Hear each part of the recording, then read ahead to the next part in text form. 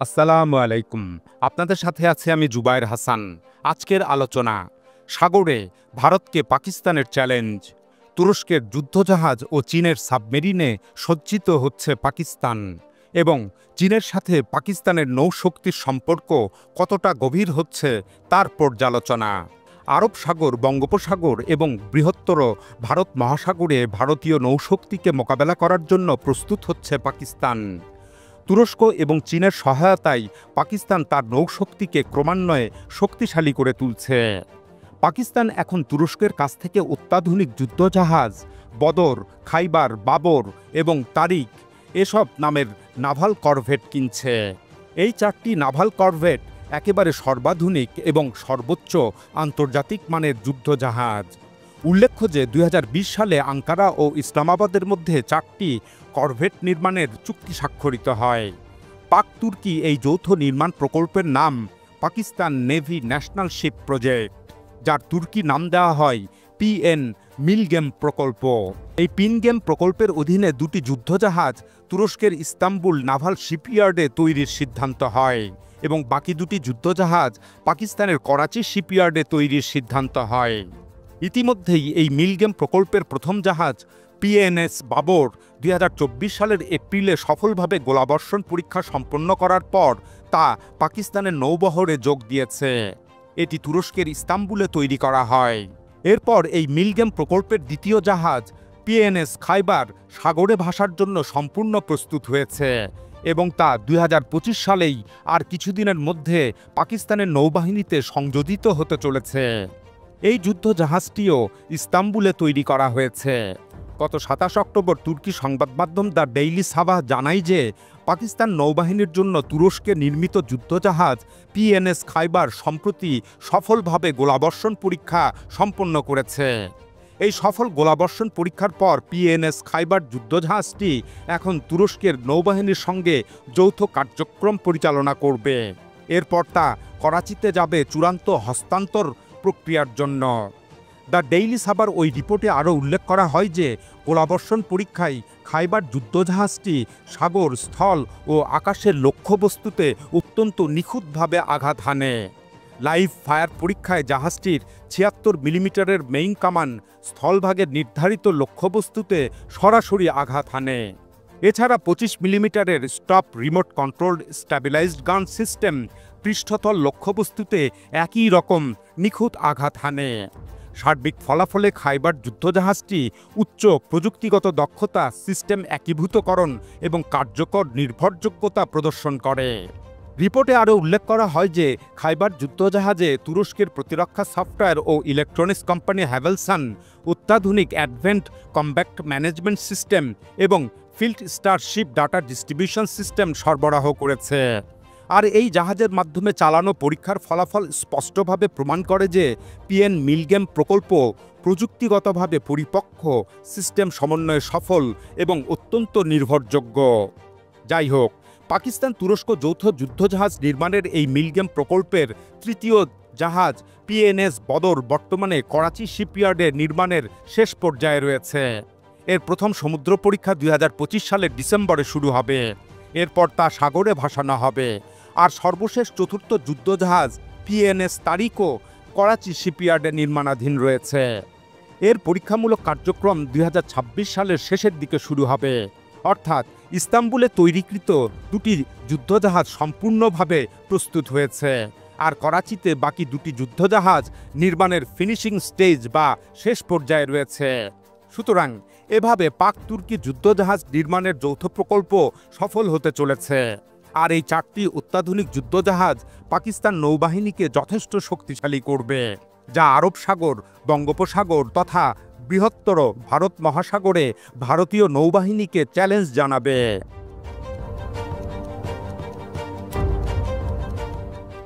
এদিকে গভীর সাগরেও ভারতকে ঠেকাতে পাকিস্তান নামাচ্ছে হাঙ্গর নামের ৮টি চীনা সাবমেরিন।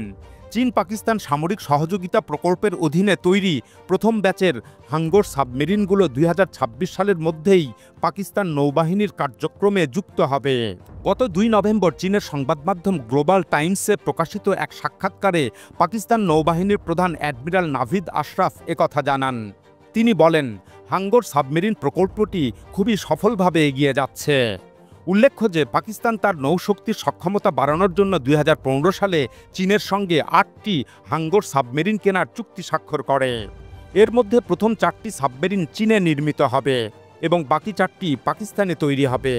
চুক্তি অনুযায়ী 2022 থেকে 2028 সালের মধ্যে পাকিস্তান এই 8টি উন্নতমানের সাবমেরিন চীনের কাছ থেকে পাবে। ওই চুক্তি মোতাবেক ইতিমধ্যেই 2024 সালের এপ্রিল মাসে প্রথম সাবমেরিনটি সাগরে নামানো হয়। এটি চীনে তৈরি করা হয় এবং সেখানেই উদ্বোধন করা হয়।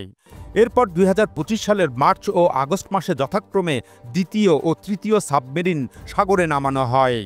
এই দুটি সাবমেরিনও চীনে তৈরি হয় এবং সেখানেই উদ্বোধন করা হয়। এখন চতুর্থ সাবমেরিনটি চীনে নির্মাণাধীন রয়েছে এবং তা পাকিস্তানের জন্য শীঘ্রই সাগরে নামানো হবে। অপরদিকে পাকিস্তানের করাচিতে বাকি 4টি হাঙ্গর সাবমেরিন নির্মাণের কাজ দ্রুত গতিতে এগিয়ে চলছে, যার সবগুলোই 2028 সালের মধ্যে সাগরে নামানো হবে। এভাবে চীন পাকিস্তান নৌশক্তির সামরিক সহযোগিতায় একটি বড় মাইল ফলক অর্জিত হতে যাচ্ছে।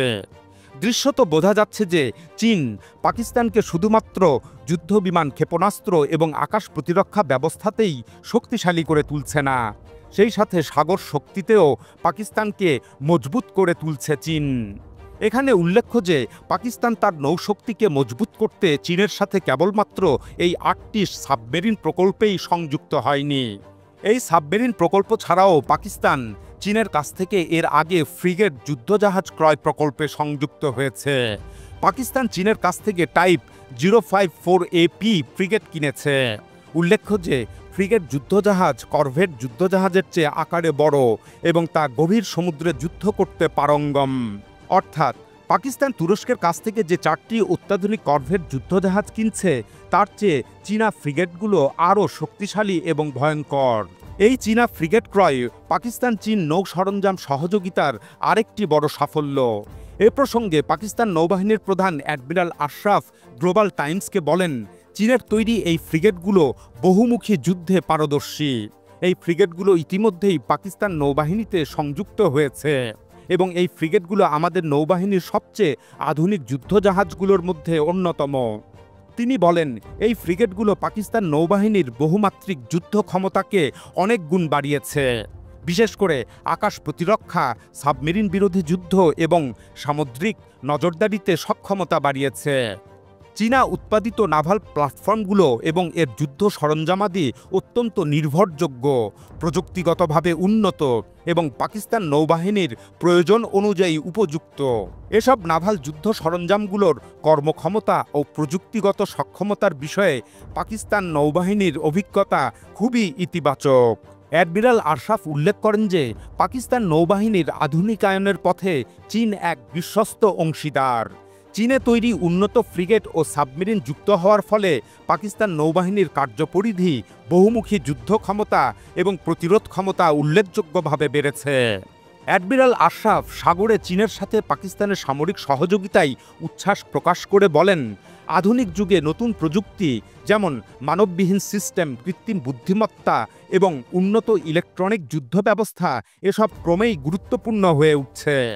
পাকিস্তান নৌবাহিনী এসব প্রযুক্তিতে মনোযোগ দিচ্ছে এবং চীনের সঙ্গে সহযোগিতা খুঁজছে, কারণ চীন এসব উদীয়মান প্রযুক্তিতে বিশ্ব নেতৃত্ব করছে। উল্লেখ্য যে সাম্প্রতিক বছরগুলোতে চীন ও পাকিস্তানের নৌবাহিনীর মধ্যে ঘন ঘন যোগাযোগ ও সহযোগিতা হচ্ছে। দুই দেশ একসঙ্গে চীন, পাকিস্তান এবং আন্তর্জাতিক সমুদ্রসীমায় একাধিক যৌথ মহড়া ও প্রশিক্ষণ আয়োজন করছে।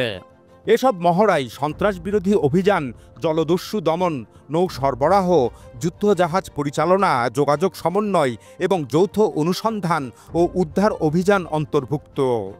বিশেষভাবে সি গার্ডিয়ান্স নামের যৌথ নৌমহড়া সিরিজ এখন চীন পাকিস্তান নৌ সহযোগিতার একটি গুরুত্বপূর্ণ প্রতীক হয়ে উঠেছে। এ প্রসঙ্গে অ্যাডমিরাল আশরাফ বলেন, সি গার্ডিয়ান্স নৌমহড়া সিরিজ চীন পাকিস্তান নৌ সহযোগিতার গভীরতা ও পরিপক্কতার প্রতিফলন। এসব মহড়া আমাদের পারস্পরিক সমন্বয়, কৌশলগত দক্ষতা এবং পেশাদার অভিজ্ঞতার বিনিময় বাড়াচ্ছে। আমরা একে অপরের কাছ থেকে নানা যুদ্ধক্ষেত্রের অভিজ্ঞতা শিখছি, যেমন সন্ত্রাসবিরোধী যুদ্ধ, জলদস্যু দমন এবং সামুদ্রিক নিরাপত্তা অভিযানে যথেষ্ট অভিজ্ঞতা অর্জিত হচ্ছে। আর সবচেয়ে গুরুত্বপূর্ণ বিষয় হলো চীন পাকিস্তান এই যৌথ কার্যক্রমগুলো আমাদের অভিন্ন অঙ্গীকারকে তুলে ধরে, যার লক্ষ্য হলো এ অঞ্চলে শান্তি, স্থিতিশীলতা এবং নৌ চলাচলের স্বাধীনতা রক্ষা করা। অ্যাডমিরাল আশরাফ ভবিষ্যতে চীন পাকিস্তান নৌ সহযোগিতা প্রসঙ্গে বলেন, পাকিস্তান নৌবাহিনীর সঙ্গে চীনের অংশীদারিত্বটা আসলে গভীর বন্ধুত্ব, পারস্পরিক শ্রদ্ধা ও আস্থা এবং অভুন্ন কৌশলগত স্বার্থের উপর ভিত্তি করে গড়ে উঠেছে। আগামী দশকে এই সম্পর্ক আরও দৃঢ় হবে। এতে শুধু যুদ্ধজাহাজ নির্মাণ ও প্রশিক্ষণ নয়, বরং সমন্বিত যুদ্ধ সক্ষমতা, গবেষণা, প্রযুক্তি ভাগাভাগি এবং নৌশিল্পের সহযোগিতাও অন্তর্ভুক্ত থাকবে। তিনি বলেন, উন্নত প্রযুক্তি, মানববিহীন সিস্টেম, সামুদ্রিক বৈজ্ঞানিক গবেষণা এবং সমুদ্রভিত্তিক শিল্প উন্নয়নে চীন পাকিস্তান সহযোগিতার বিপুল সম্ভাবনা রয়েছে। আমরা একসঙ্গে এমন এক নিরাপদ ও স্থিতিশীল সামুদ্রিক পরিবেশ গড়ে তুলতে চাই, যা আঞ্চলিক শান্তি ও সমৃদ্ধিকে সমর্থন করবে। পাক নৌপ্রধান আরও বলেন, আমাদের যুদ্ধজাহাজের এই প্ল্যাটফর্মগুলো উত্তর আরব সাগর এবং বৃহত্তর ভারত মহাসাগর অঞ্চলের সামুদ্রিক নিরাপত্তা রক্ষায় গুরুত্বপূর্ণ ভূমিকা পালন করছে, যা বৈশ্বিক অর্থনীতির জন্য অত্যন্ত জরুরি। তিনি বলেন, চীন পাকিস্তান অর্থনৈতিক করিডোরের সঙ্গে যুক্ত গুরুত্বপূর্ণ সমুদ্র পথগুলো সুরক্ষিত রাখার মাধ্যমে পাকিস্তান নৌবাহিনী শুধু পাকিস্তানেরই নয়, বরং পুরো অঞ্চলের বাণিজ্য, বিনিয়োগ ও অর্থনৈতিক কর্মকাণ্ডকে টিকিয়ে রাখতে বিরাট ভূমিকা পালন করছে। সুতরাং চীনের সামরিক সহযোগিতা প্রসঙ্গে পাকিস্তান নৌবাহিনী প্রধানের এসব বক্তব্য থেকে স্পষ্টত বোঝা যাচ্ছে যে বর্তমান এবং আগামীর জন্য নৌশক্তিতে চীন পাকিস্তান এক দৃঢ় বন্ধন তৈরি হয়েছে। এখন এ পর্যন্তই। আল্লাহ হাফেজ।